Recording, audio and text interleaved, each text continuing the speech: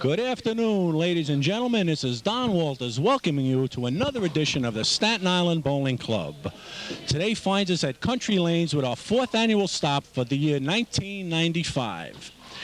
And I have with me today, I am absolutely delighted to tell all of you viewers, probably the greatest right-handed bowler of all times that ever laced up a pair of shoes. He has honored us with his presence today. The man has 34 national titles, was the first right-handed bowler to reach the $1 million mark in career earnings, Mr. Mark Roth. Thank you, Don. Mark, I've been chasing you for years to finally get you back on the show with me, and you're finally here with me. And first of all, I want to applaud your efforts this year for your winnings early on this year. You had a terrific showing, and it was well overdue. It was 7 years in the making, and I know it felt great to get back in the winner's circle. Oh, it definitely did. I haven't been on the show, and I got up, and it just like was, I never missed it. I just had to do what I had to do, and I did it, and felt great. People still coming up saying it was a great win, and it was. For me, it was. It's coming in third position and just, beating everybody and, making a move on the show when I had to. I mentioned to you early on in the week that was one of the few shows that I myself had watched. I knew you were on the show, and I knew you were going to make noise, and it was a real pleasure to finally get up and cheer, so to speak, for one of our own, a guy that made the game what it is. Oh, it's been a while, and the crowd was behind me, and during the following weeks to come, I must have received about 50 phone calls, letters, faxes, cards. It was great. And I also found out it was the second highest rated show of the year, so made me even feel better. At least people still love our game. Absolutely. And the people that made it what it is, like yourself. Well, Marshall almost had a shot the following week. He got to 9th and just hung around. It would have been nice to see him make it, but right now I know how the bowlers feel watching the shows. You just can't relate to the show because you get different people on every week. Absolutely. And the game has changed a lot in the last 10 years. And not only that, Mark, the credentials that they have really can't compare to the likes of you, Earl Anthony, Marshall Holman, just to name a few. Well, they're using the different equipment, which helps them more now than their ability, I think. And everything has changed. The lanes, you have synthetic lanes, you have reactive resin balls, but the one obstacle that should have been changed has never been changed are the pins. They're still 3 pounds, 6 ounces, 7 ounces. Double voids, and they're Cerlin coated like a golf ball, so they're going to bounce. You got to put up an obstacle to get the scores, a little more dignified, reasonable. Yeah, and so how do we remedy that situation? We got to get behind and go after American Bowling Congress to change their rules to get a heavier pin with a lower center of gravity. Brunswick has made some pins. The PBA has tested them, and unfortunately, with the problems the PBA has, they couldn't buy them. And it's a lot of money to manufacture 200-300 sets every week and just transport them around the country. So someone's got to buy them. How about if the bowling centers per se were to lower their gutters? Lower the gutters a little bit. And I mean, over the course of time, they wouldn't have to do it drastically. Over the course of time, they could. But that goes back to ABC. Yes, they have to change their rules and regulations, and you have to have X amount of units of oil. 3 units of oil means nothing. I mean, you could bring any kind of a ball back from 3 units of oil. So, they got to look into the game. I mean, a lot of people bowl once a week. They average 205, and when we were growing up, you bowled every day to average 205. It was a different game. You could certainly respect it a lot more. No. And nowadays, I mean, it's just not New York, New Jersey. It's all over the world. People aren't bowling anymore. And it's still the cheapest game around, and it's a lot of fun. You could beat up on something that can't hurt you. That's for sure. That's for sure. Okay, Mark, what's in the future for Mark Roth as far as this year's bowling is concerned? I'm going to go back and bowl the summer tour, and month of September, I'm going to Europe for Brunswick for the month, and then... That's great. Yeah, I was out to Belgium last year, had a lot of fun. Lanes they use a little different pattern. They use 7 units of oil out, 5 to 7 units. Well, I guess the game is up and coming over there then. It is. That's great. And, hopefully we could have tournaments out there. That sounds great. So I go there for a month and come home, be home for a couple of weeks, and go back and bowl the fall tour and As long as my knee holds up, and I won't need surgery. Very good. I want to change a beat a little bit and come with today's qualifiers. We're through our first round of competition. We had 12 finalists. Of the 12 finalists, we had 5 lefties and 7 righties. I guess that's good for the house that the ratio is that strong. It is, but, you know, if people want to get picky about it, it's just that... I'd rather have less lefties and more right. righties, 1-in-4 ratio type thing. Right, but, you know, they don't realize with the resin balls what they do damage to the lanes. The left side of the lane has always been cleaner. And the only way to solve that is, you know, you play games with the lane conditions on the left side. And you really don't want to do that. You know, you got people that I feel majority of the time, if it's not set up where one side's better than the other, let the best bowler win. But you want to try to keep it fair and equitable to the best of your ability. Right, but you just don't want to make one side easier than the other because it takes away from everything. What can we look for today, Mark, as far as scores are concerned? Should we look for big numbers, or should we look for spare shooting contests? Or? Well, to me, the biggest part of any game of bowling is spares. I mean, if you don't make your spares, you don't have a chance to win. You could throw all the strikes you want, but if your opponent, you know, you miss 2-3 spares a game, that's 33 pins. That will nullify that triple you threw. Right. So and you know, spares are big important. You look for spares and someone who can hit the pocket consistent and carry. Why is it on the spares, so today's league bowlers, when they're practicing, why is it that they totally forget to shoot spares? They hit the reset and go for the strikes. I saw that article. Strike oriented. I saw that article in the Bowler's Journal yesterday. It's everybody wants scores, and they figure, well, you know, 1-pin spare, I'll make it, but nobody practices. And you know, there's certain times I'll shoot certain spares and certain centers to see what the ball's doing cross lanes. That's what makes you the greatest spare shooter of all time. Yeah, you miss a couple. You know, you get lax, or you get, you know, a little quick with your feet. You try and do some other things. The biggest part of this game has always been spares. Yes. Strikes, you know, you make your spares, strikes will come. But what you want to do is make good shots. I think everybody would rather win with 250 than 180, I guess. No, I'll take my 2-0, which, you know, when I was on that show, I was fortunate Brian Boston strike. He didn't carry. I was making my spares. And when it came down where I needed to strike, I was fortunately to throw it. But if I didn't make spares, and I left a 2-8. Spares kept you in the match. Kept me in the match. He missed a 10-pin to give me a chance. And Mark, I say something on my show every single cable cast, Mark, and I think you would agree with me, being out there in the wars and the trenches. I've always contended that the hardest part of this great game of bowling is doing what you know you have to do. Yeah, making spares. Absolutely right. And that's where all the pressure comes from. You watch people bowl. Do they face the pins? Do they walk straight, try and hook the ball with their arm? I mean, you could sit down and analyze everybody bowling. Right. Somebody makes a mistake. Everybody. You know, I could be making 10 pins. I could miss one. Why? I got quick with my feet. You know, it's just got to keep concentrating for spares. That is the name of the game. Yep. That is for sure. Okay, Mark, I want to thank you. I know you're going to hang out with us all day, but I'm glad to get the insight today. And we're going to take a break, and we'll meet some of the bowlers that unfortunately have fallen by the boards. Okay, we are back at Country Lanes with our Staten Island Bowling Club, and I have with me just some of the bowlers that went by the boards after the first 2-game qualifying block. And to my left is young Anthony Wilkinson, who made his presence felt with us last year in our Scotch doubles when he claimed victory with his partner Frank Roggio. Anthony, congratulate you both very well today, the last squad of qualifying. Unfortunately, the results today weren't the same as they were at Colonial. No, they weren't. They were, you know, I felt good in qualifying. You know, I had I shot, 691, and I felt good going into the finals. But the first game, you know, something happened. I just couldn't carry, and I shot 160. And then I came back with a 200, but that 160 was already done. So, you know. I think the one game obviously was your downfall today. It's 2 games. It's tough to make up that kind of handicap with a 160 effort. That's it. Yeah, I knew I needed at least a 240 to, you know, be in contention, and you know, I came a little shy. So. I know we're going to see you next month at Victory Lanes. Yes. Anthony, thank you as always for your continued support with the bowling club. Next up is one of the new members that joined the bowling club today, Mike Annuzio. Mike, I hope I said your last name correct. Very good. Fine, thank I you. want to congratulate you. You're both very nice today. You had 6 consistent games.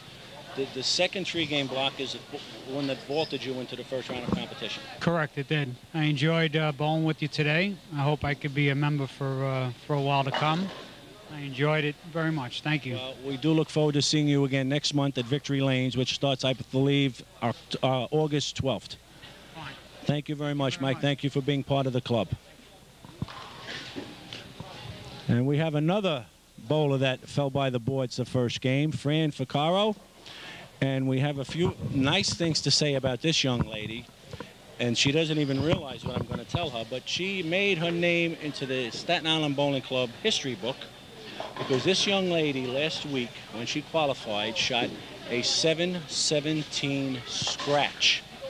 Vaulted her into first place for qualifying for today's competition.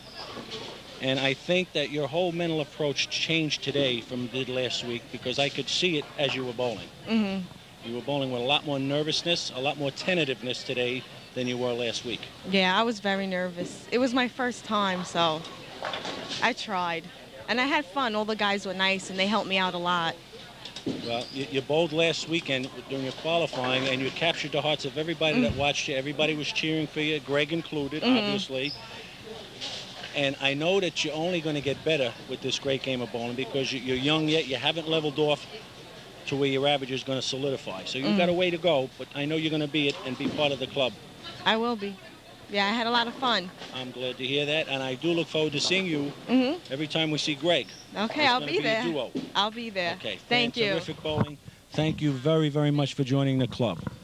Okay, at this point in time, I'm going to turn the microphone over to my co-host who just made his way over from Rainbow Lanes, Bobby Simonelli, and he's going to spend some time with Mark Roth. So we'll take a break, and when you come back, you'll have Bobby Simonelli.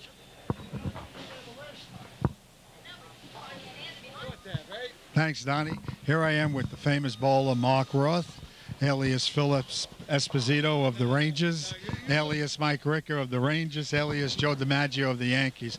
Mark, there's something that's been bothering me.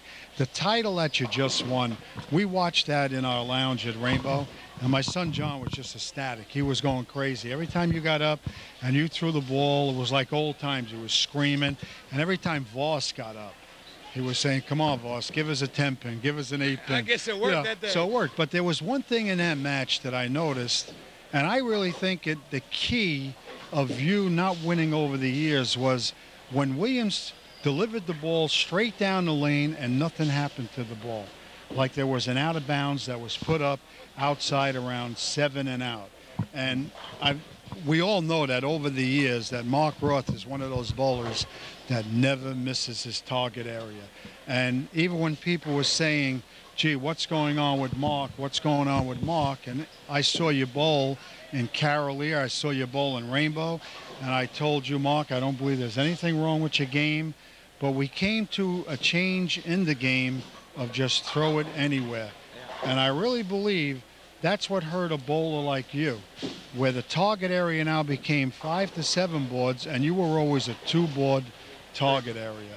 And, you know, I feel bad about that because if you remember when we went to the Firestone? And how Mark Roth was playing first arrow, and they were really tight, and we came back for the final match, and the lanes were just hooking, and everyone was asking what happened to Mark. You asked one of the PBA officials why weren't the lanes oiled today, and they said, well, they were oiled. Why were they 15 boards difference? You never got an answer. So when Mark Roth came in, I told Mark Roth about it, and he told me, well, I'm going to win this one for you, Bob. Don't worry about it, like I was panicking. But when you did deliver the ball, you wound up playing almost the 5th arrow. You had to get on the other side of the lane where the oil pattern was. Now, the reason I'm mentioning this is that because just in the New Bowlers Journal, Voss mentioned something about putting blotches on the lane. In other words, to get around these blotches. Can you explain that to the viewer? Well, what they've been doing, PBA has been using a machine, a spray gun, and they've been putting strips on the lanes this year, and with an additive of STP in the oil to keep the oil from breaking down. So you give a strip from 5 to 10 of oil, 10 to 15 is a little dry, 15 to 25 is oil. So you got to play around the oil or straight down the oil. And the last show they had on Tuesday night from Washington, the straighter you threw it, the better off you were. Anybody who tried to hook the ball was in trouble. Mark Williams was hooking the ball up to 4-6, broke down another split. Fortunately enough, he made the split, but it seems like the last 5 or 6 weeks of the winter tour, the straighter you threw it, the better off you were. Do you think they're going to continue that procedure? Well, I hope so. I mean, I bowled well the last 3 weeks that we bowled. It's just that the guys who really hooked it ran into a lot of trouble because they got the ball out, it would hang. And it'd square up a little bit and go through the nose. Seems like the PBA is trying to put some integrity back into the game where you have to hit your target a little bit better. Well, Mark, don't you think perhaps like baseball, that bowling now has hit a snag where we're going to see the pros now in March? And a lot of people, I've had calls now asking about January. And all I'm hearing about that March may be the starting date. March is a starting date for ABC TV. March 9th will be the first telecast. They moved it up 2 weeks. But the PBA is trying to get us for the summer stops that we bowl this year in Portland, Seattle, Tucson, to bowl the month of January on ESPN. But the one thing about that would be Friday nights at 8 o'clock. So it would be in prime time. Let's see what we do in prime time, but prime time would be great on a network instead of a cable outfit. Mark, what about the scoring across the country? I heard Johnny Petraglia once say that it's hard to walk into a center when the amateurs are outscoring the pros. Now, I've been a long-time person against this, and I've always said that the biggest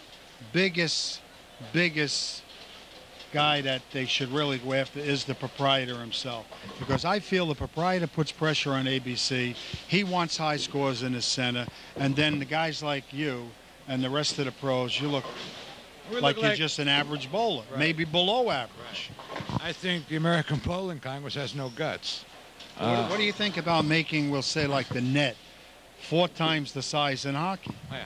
It's like it's ridiculous. Making the strike zone wider and bringing in the fences, lowering the basket, so I could dunk. Because really, like, I don't think the only show I have watched in all these years was the last show that you were on, because I got word that you were going to make the show. Since then, the last show before that was the show you were on. I have found no interest at all watching pro bowlers deliver the ball across 30 boards and coming back and getting strikes around the pocket. The reasoning is, you come into any center in the country and it's, lanes, you basically oil 6 to 6, 8 to 8. Come in there, if you go out and buy a resin ball hooks and just bank the ball and strike. What's happened in this game, it's a game to me. The sport is on the tour where you have to have some accuracy, and the PBA is trying to put that back in the last 6, 7 weeks. Trying to eliminate the boomers, so-called. What about the proprietor? The proprietor, okay, we were in Rainbow Lanes together. You're there now. If you don't put out a decent shot and your competitor puts out a better shot, the bowlers are going to run to where the lanes are easier. I have that now. Right now, I have an out of bounds at Rainbow. One of my competitors, well, they're bowling 800s in his center. But yet we have bowlers coming back to us and telling us, don't change. Well, those are the bowlers that are the true bowlers. They want some kind of a challenge. Majority of people now don't want that challenge. They want everything given to them. They want that 300. They want that watch. They want that ring. But bowling centers are empty. Across the country, most of the late spots are empty. Well, when we were bowling in the strand lanes together, when we were both younger, we both had hair, didn't we bowl every day of the week? We bowled every day of the week. Every day of the week. 205. That's right. Now people 195 to 205. Now you bowl once a week and you average 205, and everybody's interested in strikes. They don't care about spares. So if you were to come in and say, well, we're going to have a plastic ball tournament this week. Everybody's got to throw a plastic ball. What's going to happen to that strikes that they don't throw? They got to make the spares. How would you feel about ABC getting tougher? ABC has, like I said, they have no guts. One of the ABC guys was down here Thursday night giving awards away, and I said, you guys are a bunch of wimps. Do something. The balls have changed. The lane finishes have changed. Pin decks are now phenolic. Flat gutters are phenolic. Everything is geared to high scoring. What's the one obstacle that has not changed was the pins. We have Brunswick has made some sets, 312s, lower center of gravity. There is no voids in the pins. You don't trip the fours, you don't get the messengers. Maybe, you know, toughen up the pins. Not maybe, you got to definitely put up a heavier pin, but a lower center of gravity so they don't fly around. And now you got to go out and practice and be a little more accurate. What about just changing the lane machine and getting a lane machine that would more or less lay the oil across the lane instead of what they're doing now? What about the 3 units? Well, I don't believe 3 units is enough with the resin ball. How come the FIQ goes to 5 units? And that's I was in Belgium in December, and they used 5 units of oil. I thought they were nicer than the 3 units. I never got over on the reaction. Well, I know when I was on the bowling proprietors, I was down in Texas, I was on the equipments committee, and I left the bowling proprietors. And one of the reasons I left was because I felt that a lot of pressure was going towards the Congress, towards the American Bowling Congress, on how they should do the lanes, because the proprietor had a big investment. And I really believe, going back, like you said, to the days of the Strand, I have never seen a bowler walk out of a center and saying, gee, I bowled bad, there was no shot. What they said was, gee, I got to work on my game and I got to go practice. But today, it's like having little kids in diapers that they carry around 6 bowling balls that are dynamite sticks. And if they can't bowl a 700, then the lanes are horrible, the proprietor is horrible, or they have to buy another $180 bowling ball. But no one will admit the fact that they have to make a shot. And in some houses, ironically, you don't have to make a shot. I think Tom Corris just said that in one of the articles that I read. He said, today, the shot is not important because you have the bowling ball. Exactly. So you don't have to really have that good lift or turn on the ball will do it itself. And I hate to see a game that you came up in and I was part of, and to see what I'm seeing today. I'm not saying there's not good bowlers out there, Mark. They're very good bowlers, but let them earn what they're doing. Take the equipment away and put out a shot that's a little flatter. You know, make the lanes a little tougher, but the problem with that is, like I said before, if I'm going to put out a shot and I'm averaging 205 in one center, why should I go to the other place and average 180? People now have bigger egos because American Bowling Congress gave in to the pressures of the proprietors to put the shot out. What about, is Brunswick working on any type of a lane that will not need oil? They're always doing something. We heard that they're trying to. You know, everybody's trying to. But, you know, still, people would have to come out and practice. Would they want to come out and practice? We don't know. Everybody complains the price is too high. You know, well, the prices are high because the equipment now is ripping up the lane surface. The pins don't last as long because, like you said, you got a piece of dynamite going down and a piece of wood. And when it hits, they bounce, they explode. No matter what the companies do to make the pins better, they're not going to last. I want to run one more by you. Most of the centers, I'm not saying country lanes, but most of the centers, they have a lot of late spots that are open. And I don't really believe mainly it's the cost of bowling. I really don't. I think what it is today, that the economy plays a very important part in the women and the men in the same family getting out and working. Now, I just want you to think about this for a minute. A league going 2 games early, starting at 6:30, and a league starting at 8:15 with 2 games. The 8:15 league would get out of the center by 10 o'clock. This would mean the center would be entirely empty. People may stay and go into the proprietor's lounge, and he would get a lot of open bowling. Now, here's the catch to it. What would the bowler pay? Everyone says, well, how do you expect me to pay $8 for 2 games?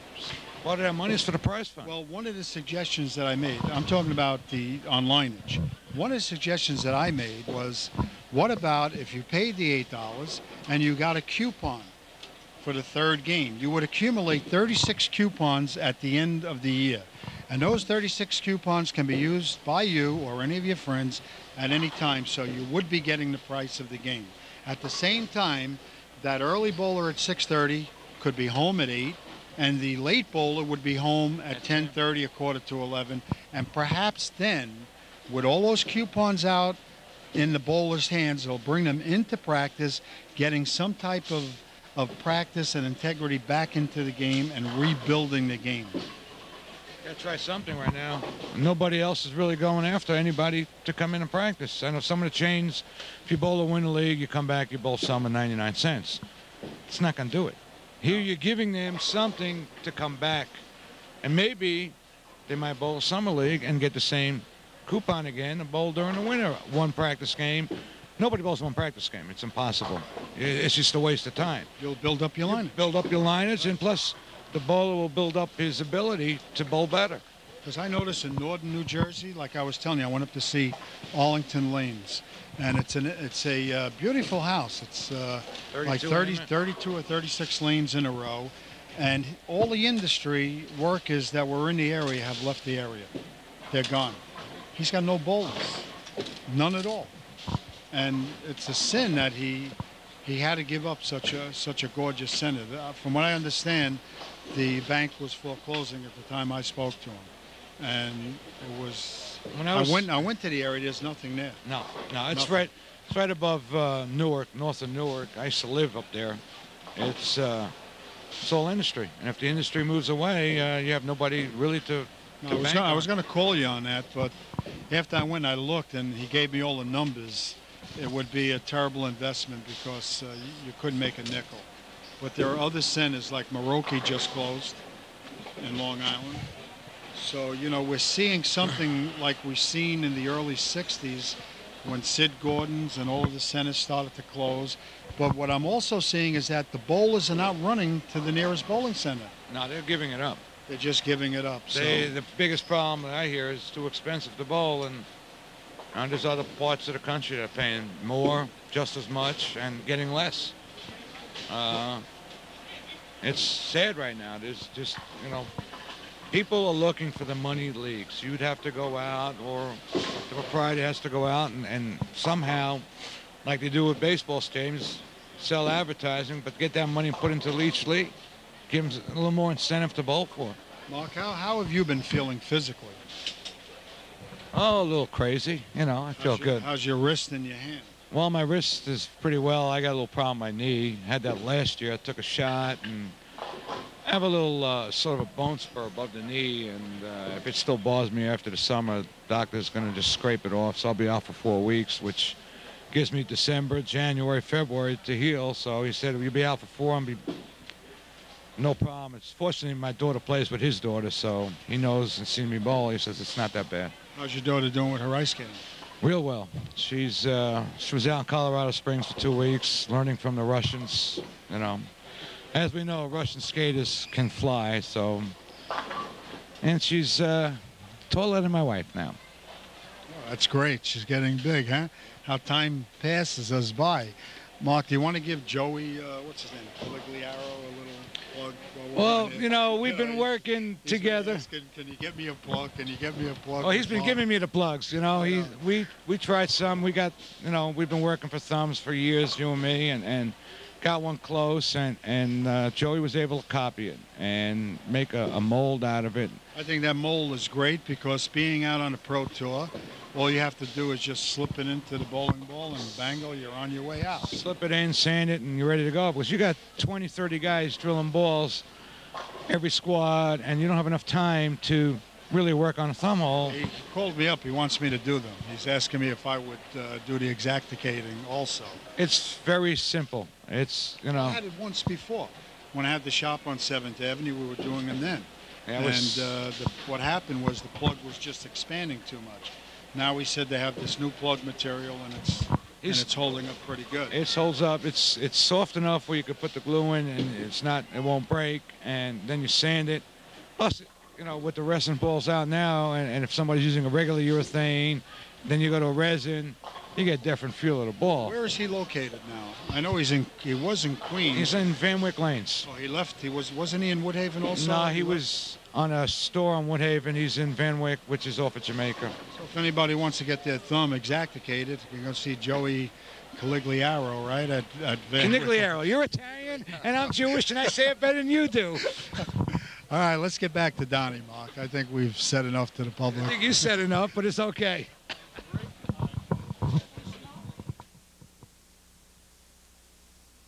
Bowlers to the audience. Well, Rob, our championship match is on lanes 25 and 6, and it features Sal Morelli, who is bowling it with 0 pins handicap, and he's taking on Joe Beef Zancocchio, who will be receiving 10 pins from Sal. Now, both club members are looking for their first club titles to advance to our Tournament of Champions with our Staten Island Bowling Club, and Sal opens on lane 25 with a strike. Well, Mark, he lays that ball right down onto the lane. That's something you've been trying to get Mike Clement to do. I've been trying to get Mike, and the one thing Sal just, lays it short and finishes his fouls through is very short also, but he throws it straight, so he just kind of keeps it in play. Joey Z also laying that ball down real smooth, and we start off with a double. Both of these bowlers bowl in the center, and they both bowl in the same league. They both bowl over here in the Thursday Night Scratch League. Joey Z also is a member of my Sunday Morning League for the last 20 years. Mark, we just seen 2 bowlers getting up there with resin bowling balls, carrying a 10-pin. Is this how the game used to be? I don't think so. No. We used to use rubber and plastic, and right now, the shorter you get the ball, it rolls earlier. You don't get the under reaction. If you loft the ball has a tendency when it hits the lane and bounces left or bounces right if you're left-handed or right-handed, and it's kind of tough to adjust. It's the majority of the bowlers that are bowling well now are getting the ball short and letting it roll.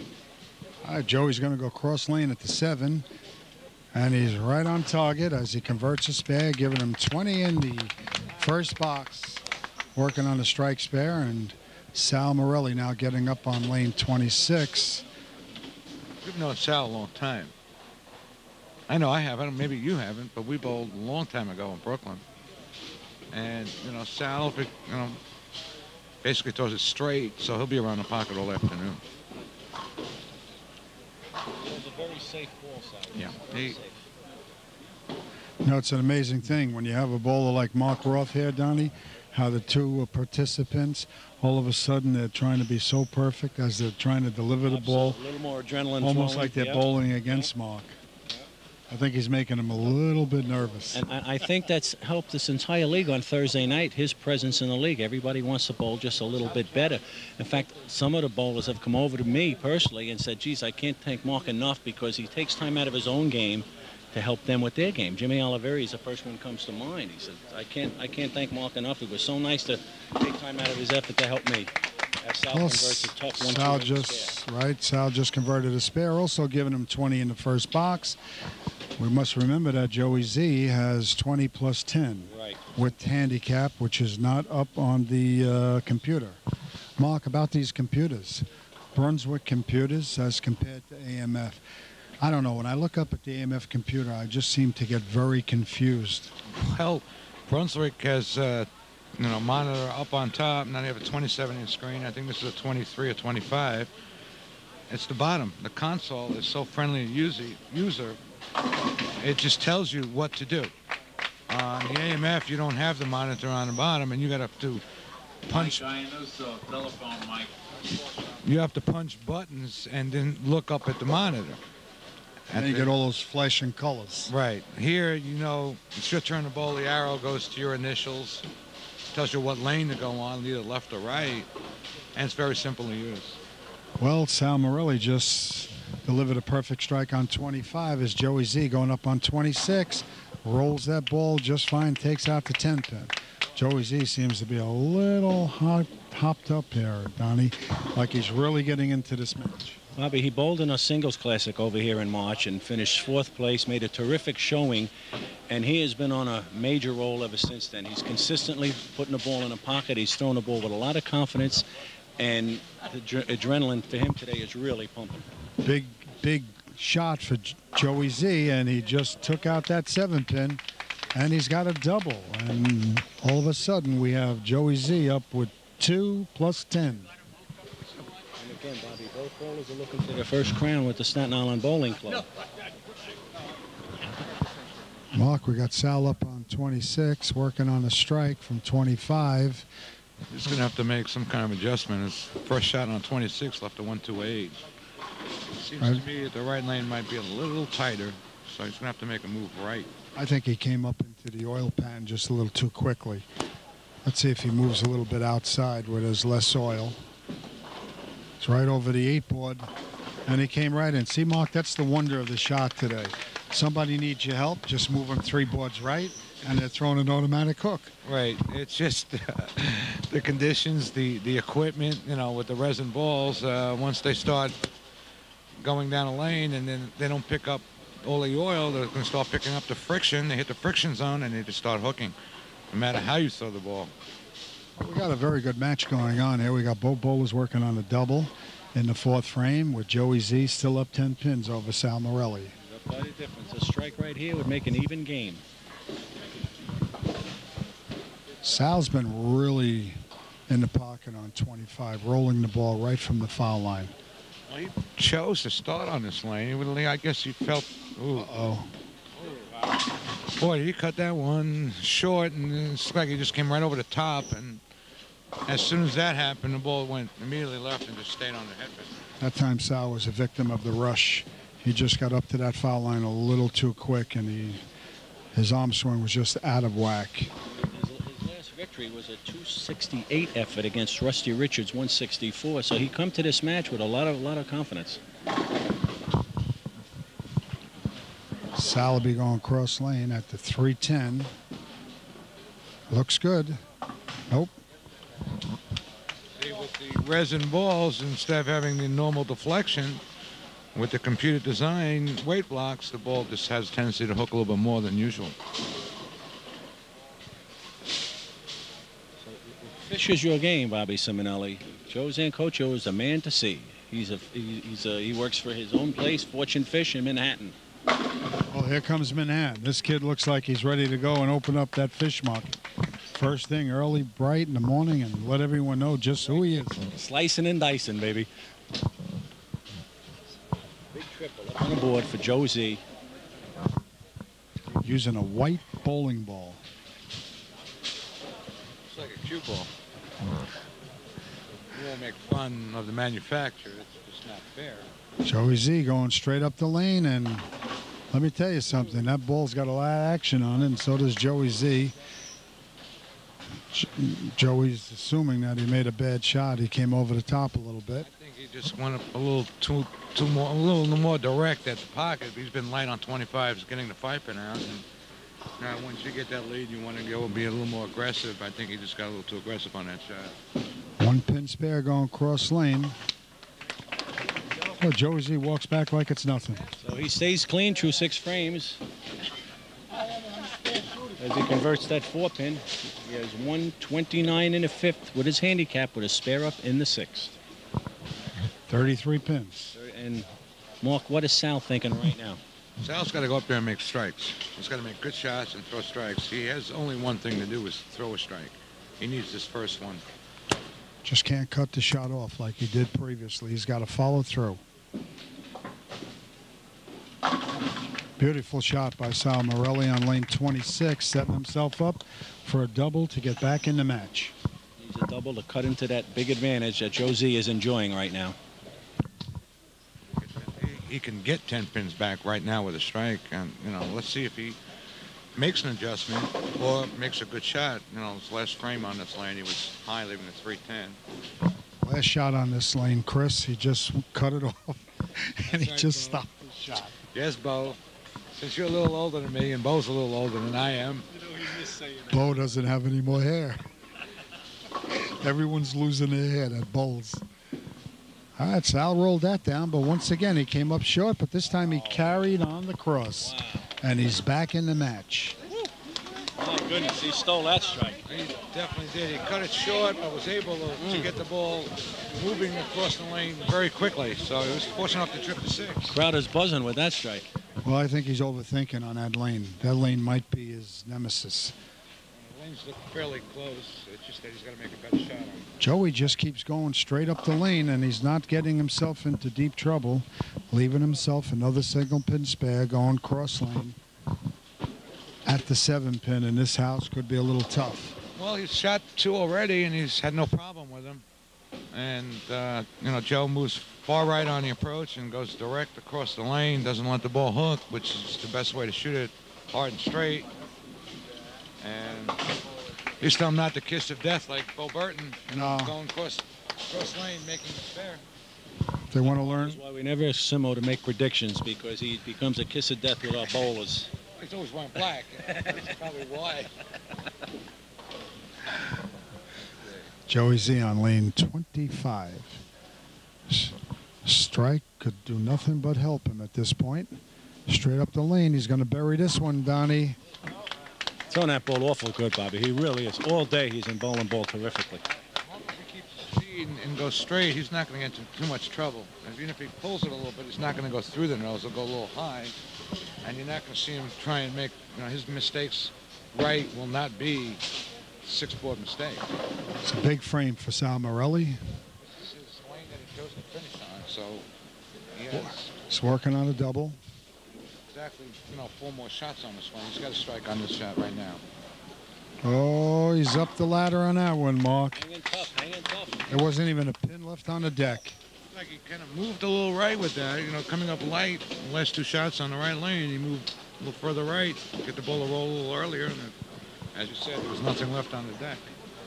Mark, lane 25 has been the thinking lane for Sal Morelli. I know you've been in this position yourself on a lane, a tough lane. Can you tell us what you think about when you get up on a tough lane? The idea is not to think. Just go up there. Well, go up there and, you've been cutting it short. Let it go. Hit the same target you're hitting on 26 and make a good shot. Don't let the lane dictate to you. He laid that short again, and he crossed again, which shows us one thing. On lane 25, he is confused about what he wants to do. Pulling the ball. His target was, 7-8 before on 26 and 25. He's laying the ball down about 14, going left.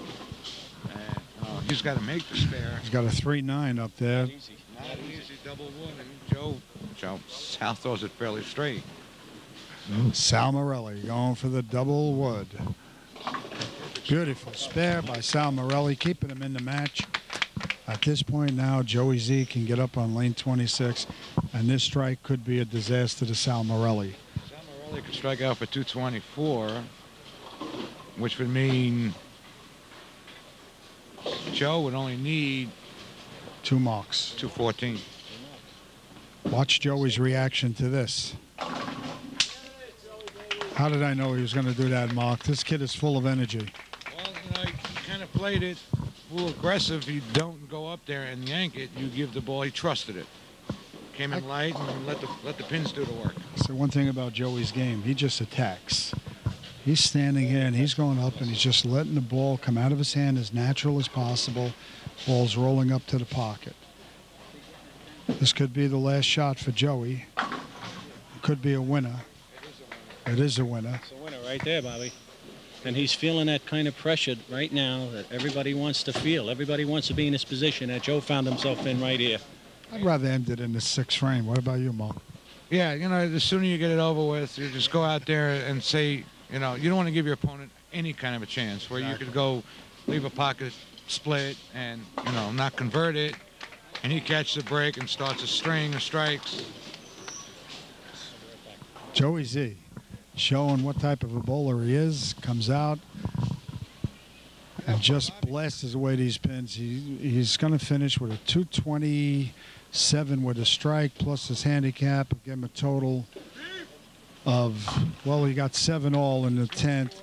224 with the 10-pin handicap, 230, but that was his worst shot of the game. Yes. That was his most, that shot was like, who cares, Mom? Yeah, the match was over. He just wanted to get back here, see his friends. He didn't even need any pins, so he just got them through the ball. But he hit the pocket 11 times that game, and the worst shot was a little high, left to 7. And Sal's demise was... What a difference. What a difference on lanes. Mark, even his approach, his swing, everything is so relaxed on 26 that when he jumped into 25, it was almost like somebody put handcuffs on him. Yeah, he just was afraid to let the ball go. Yeah, it looked like he had no confidence in his shot on lane 25.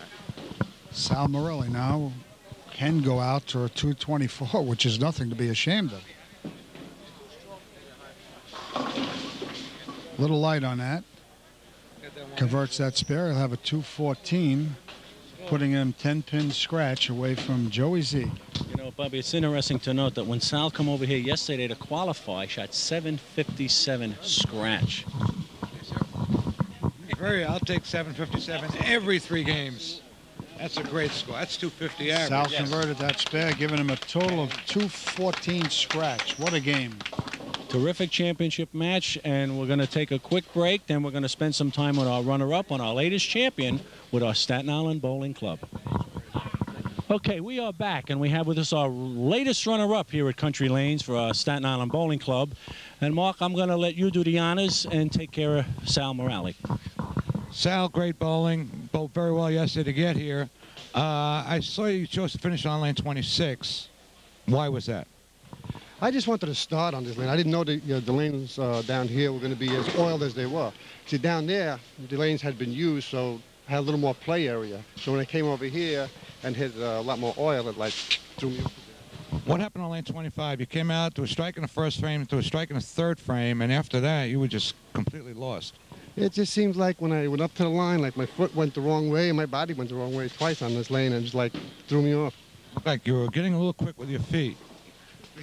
Well, you know, we're watching, we could see, you know, it's tough for us to come out and say, Joe, you're doing this, or Sal, you're doing this. Oh, that's unfair. Even though I lost. I mean, come on. You know, you beat me. Yeah, I was sport. I let you beat me a couple of games on. Hey. Let me beat you? Thanks a lot, Mark. One game I let you beat me. But yeah, great bowling, and congratulations again, Sam. Mark, I appreciate it. Donnie, thank you very much for holding the tournament. Sal, I want to thank you for making our bowling club a success. You bowled terrific today. I look forward to seeing you next week at Bowling on the Green with our 700 club. Runner-up, Sal Morelli. Okay, let's bring up our latest winner with our Staten Island Bowling Club. This is a young man that I watched grow, not only in average but in weight. I've known Joey for a lot of years, going back to the days of Knotty Pine, and I'm glad to say he's finally in a winner's circle with our Staten Island Bowling Club. And I know Bobby Simo has a question or two for you. Joey, first of all, Donnie told me that you had to get up at 4 o'clock in the morning. No, I get up early. I get up at 2. To go to the fish market? Yes. So everything is going to be great at the fish market tomorrow? Why not? In other words, this is the time to buy fish. No, this might be the worst night of the year to buy fish, to tell you the truth. After coming off this weekend with all the heat, nobody cooked, so. Joey, I got to ask you a question. You seem to be, like, so up for this match and so into the match and so excited about every ball that you were delivering. And it almost looked like from where we were standing that Joey would get up, put the ball in his hand, and he just where he was going to lay that ball down. Both lanes you were playing almost identical, and both lanes you just blasted the pocket, and you wound up with a 224 scratch, and we couldn't find one error in your play, not even on your spare game. Your spare game was perfect. Well, the difference with me has been from 3 games a week and averaging 195 to 200 to bowling 30 games a week, and I just took it up another level. What about when you bowled in Old Knotty Pine? I mean, that had to do something for your game today. Well, at Knotty Pines, you come out of the ball like this or like that. Or even here, I still don't come out of the ball perfect at times, but I guess I was there today. Joey, this has to be an exciting thing for you to win one of the titles in the Staten Island Bowling Club. And, you know, like we judge tournaments a lot by the magnitude of the money and the entries, but there's also another judge that you have to use in a tournament, that the winner had to beat every single entry. And this is what you did in this tournament, and you proved to us and to the bowlers out there that you are a Staten Island champion and you will represent Country Lanes in the Tournament of Champions. And I want to congratulate you on a fine performance. Thank you. And both myself and Mark watched you, and you were just great. Really great. Much. And I like the way you got excited well, when you slapped out I knew when I strike. threw that strike, I put him out because I was getting 10 Right. pins. You showed some excitement. That was great. Well, I didn't carry 4 shots too early. So. Joe, I'm glad you said I was getting 10 pins, because that is past tense, pal. Because those pins are history. Yes, they're back there, and I got your name on them. But, Mike, I'm going to turn the mic to you so that you can make the presentation of the trophy, which was donated by Country Lanes. Joseph, on behalf of Country Lanes, congratulations. Here's the trophy. Tell Reb I said thank you, too. Okay. Before we sign off for this month's stop at the Staten Island Bowling Club, we're going to turn the mic over for our closing statements. Okay, Donnie. Closing statement today is it was 114 with the index yesterday. It was hot as heck out there, but I was in the bowling center, and a lot of bowlers were in bowling centers, and the air conditioning was just fine. So no matter how hot it gets outside or how cold it gets outside, you always have a place to come to go bowling because it's what? Because it makes you feel like you'd like to.